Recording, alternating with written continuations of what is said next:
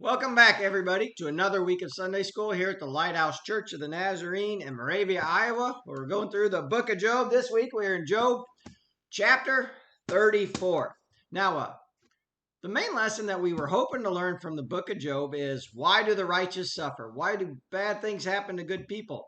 But you know what? We really don't get an answer to that in the book of Job.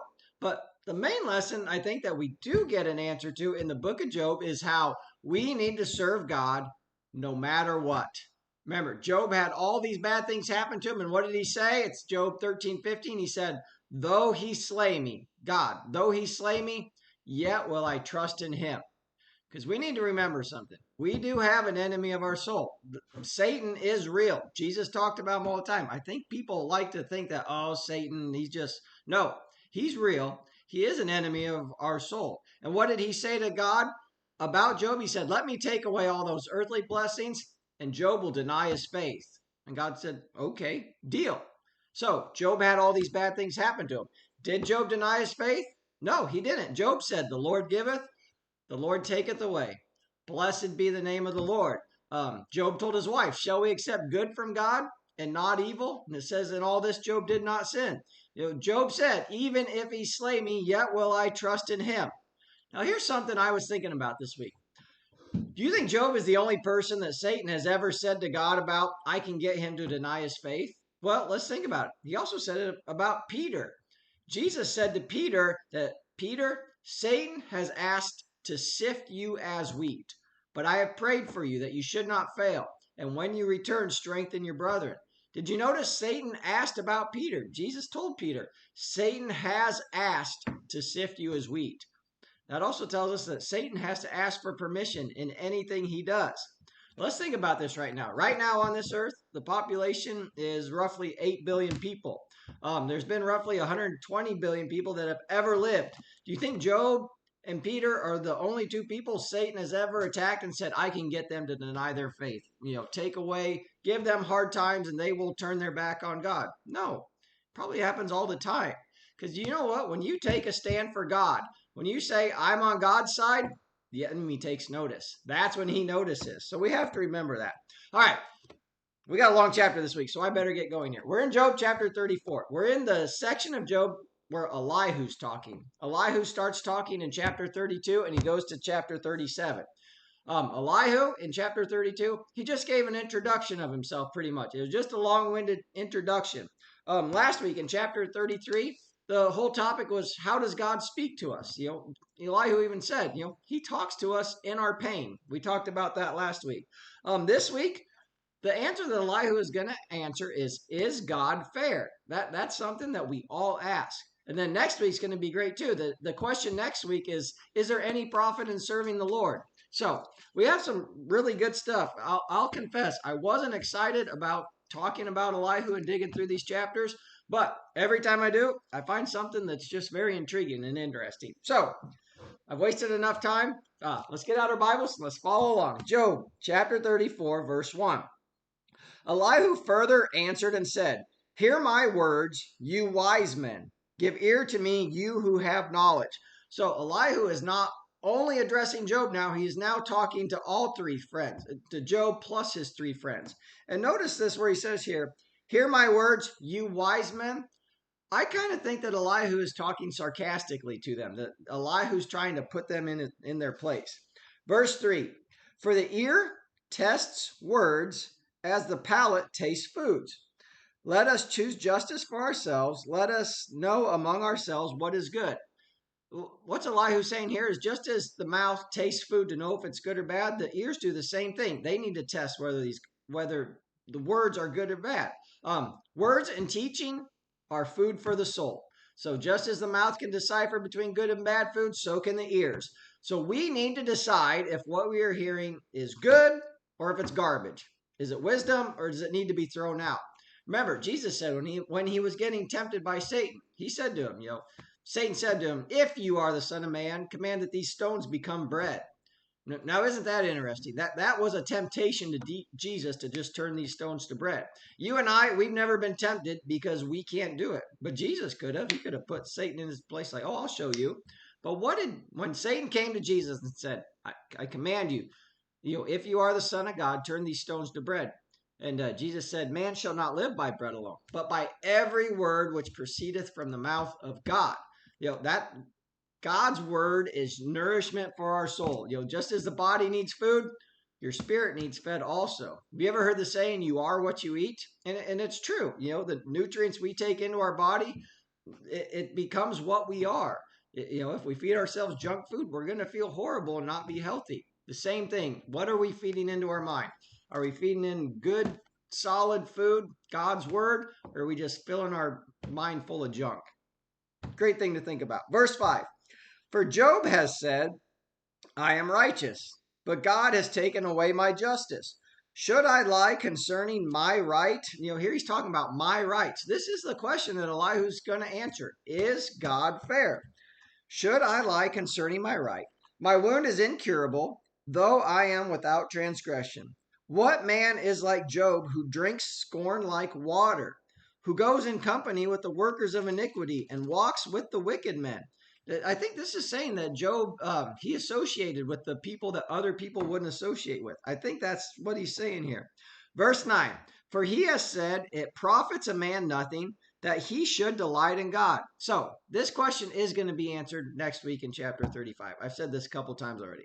The question is, what good is it to serve God? Remember, Job feared God, and now he's had everything taken away from him, and his life is miserable. The prophet Malachi asked the same question. It's in Malachi 3:14. He said, is it useful to serve God? You and I, we might ask the same question when we see ungodly people prosper. Do we not? Like, why am I, living my life for the Lord, and look at them. They're just living it up and having a grand old time. But like I said, we'll talk about that next week. Verse 10, therefore listen to me, you men of understanding. Far be it from God to do wickedness, and from the Almighty to commit iniquity. God's ways are perfect. He's the king. He sits on the throne. Who are we to question him? One of the great verses of the Bible, Abraham, he says, shall not the judge of all the earth do right? Of course. Verse 11, for he, God, repays man according to his work, and makes man to find a reward according to his way. This is just the biblical principle of reaping and sowing. It's out of the book of Galatians 6:7, I think. Do not be deceived, God is not mocked. For whatever a man sows, that he will also reap. Verse 12, just kind of the same. You get what you put into stuff. Verse 12, surely God will never do wickedly, nor will the Almighty pervert justice. Who gave him charge over the earth, or who appointed him over the whole world? No one appointed him. He's self-appointed. We can't vote him out, and he is the appointed king. Who are we to question him? Verse 14, if he should set his heart on it, if he should gather to himself his spirit and his breath, all flesh would perish together, and man would return to dust. Remember when Daniel, who did he tell? Belshazzar, the very God who holds your breath in his hand, you have not glorified. God holds our very breath in his hand. He's in control of everything. And what does Elihu say? If God wanted to, all flesh would perish and we would all turn to dust, just like that. Verse 16, if you have understanding, hear this. Listen to the sound of my words. Should one who hates justice govern? Will you condemn him who is most just? Is it fitting to say to a king, you are worthless, and to nobles, you are wicked? Yet he, God, is not partial to princes, nor does he regard the rich more than the poor, for they are all the works of his hand. Remember this, God shows no partiality. Peter told us, it's in Acts 10:34. He says, in truth, I perceive that God shows no partiality, but in every nation, whoever fears him and works righteousness is accepted by him. God shows no partiality. Race, status, wealth, God doesn't care. God looks at the heart. Remember, there are people today that think they're somebodies, and they're going to find out that there are nobodies. It's why Jesus said the first will be last and the last will be first. One other thing that I wanted to talk about here, about God being the perfect judge. If he's a perfect judge, that means that his judgments will always be right. Now, there are people today sitting in prison who have been wrongly accused. They're sitting in prison for crimes they didn't commit. They were convicted by a judge or a jury, and they didn't commit them. But let's think about us. One day, you and I are going to stand before God, and I can tell you there will be no mistake on that part. Correct? Let's keep going here. Verse 20. In a moment they die in the middle of the night. The people are shaken and pass away. The mighty are taken away without end. Elihu's just telling us how fragile life is. Here today and gone tomorrow. This is why we need to be concerned so much about eternal matters and not so much about earthly matters. Most of the stuff that we worry about today will not matter. It's just a pile of sand that's going to be blown away with the next wind. Let's keep going here. Verse 21. For his eyes are on the ways of man, and he sees all his steps. We've talked about this many times. God sees everything we do. Everything is naked and open. There's nothing hidden from his sight. He even knows the thoughts and intents of our very own heart. There's just nothing hidden from him. He even knows the numbers of hairs on our head. So when we feel like God is distant and doesn't care, no, he's intimate and personal. Verse 22. There is no darkness, nor shadow of death, where the workers of iniquity may hide themselves. People do evil at night because they think they can get away with it in the night, but there's nothing hidden from his sight. These are actually great words of wisdom that Elihu is speaking here. Verse 23, for he need not further consider a man, that he should go before God in judgment. He breaks in pieces mighty men without inquiry, and sets others in their place. Verse 25, therefore he knows their works. He overthrows them in the night, and they are crushed. He strikes them as wicked men in the open sight of others, because they turn their back from him and would not consider any of his ways. So that they cause the cry of the poor to come to him, for he hears the cry of the afflicted. Verse 29. When he gives quietness, who then can make trouble? And when he hides his face, who then can see him?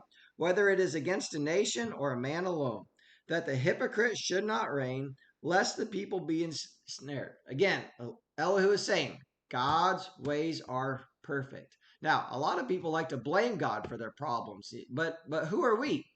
Why do we want to blame God for our problems? Because we don't like to take responsibility for ourselves. So we blame God. It happened right at the beginning in the Garden of Eden. In Eden, we had a population of 2. At the fall of man, remember Adam and Eve, they were naked and hid themselves, and God said, hey, who told you were naked? And why have you done this? And do you know what Adam's answer was? The woman. She did it. Whom you gave to me. So Adam had a total of 2 other people he could blame, the woman and God. There was nobody else. And who did he blame? Both of them. Everybody but himself. But we do the same thing. But it's in the book of Romans. Romans 9:20 says, who are we to reply to God? Can the thing formed say to the one who formed him, why have you made me this way? No, absolutely not. Oh, where did I leave off here? Let's see. We are at verse 31. For has anyone said to God, I have borne chastening, I will offend no more? Teach me what I do not see. If I have done iniquity, I will do no more. Should he repay according to your terms just because you disavow it? You must choose and not I. Therefore speak what you know. Men of understanding, say to me, wise men who listen to me, Job speaks without knowledge. His words are without wisdom. Oh, that Job were tried to the utmost, because his answers are like those of wicked men. For he adds rebellion to his sin. He claps his hands among us and multiplies his words against God. Elihu, this whole point of this chapter, Elihu is saying, you think God's not being fair to you, but God's ways are perfect. So we have to answer this question. Is God fair? Of course, you and I know the answer is yes, but we have to think, what is fair? We like to think of fair as equality, everybody getting what they deserve. But there's a problem with that. Because if God were truly fair, what do all of us deserve? We all deserve eternal separation from God in hell because all have sinned. We have all sinned. We've all fallen short of his glory. But this is why God's plan of salvation is so perfect. Think about this. God, by what Jesus did on the cross, paying the penalty for our sins, God is still just. Sin was adequately punished for it. A righteous judge couldn't just overlook a wrongdoing and say, oh, don't worry about it. Don't do it anymore. No, somebody had to pay the punishment. Jesus did that. So he's still just in that sin was atoned for, sin was punished, but he's still loving in that we get to spend eternity with him. That's why God's ways are so perfect and God is fair. All right, so next week, we're going to answer the question, what profit is it to follow God? People have asked this question for all time. So we're working our way through the book of Job. Slowly, we're getting to the end of it. I hope you enjoyed today's lesson. I hope you learned something. And I'll see you the same time, same place next week. Bye.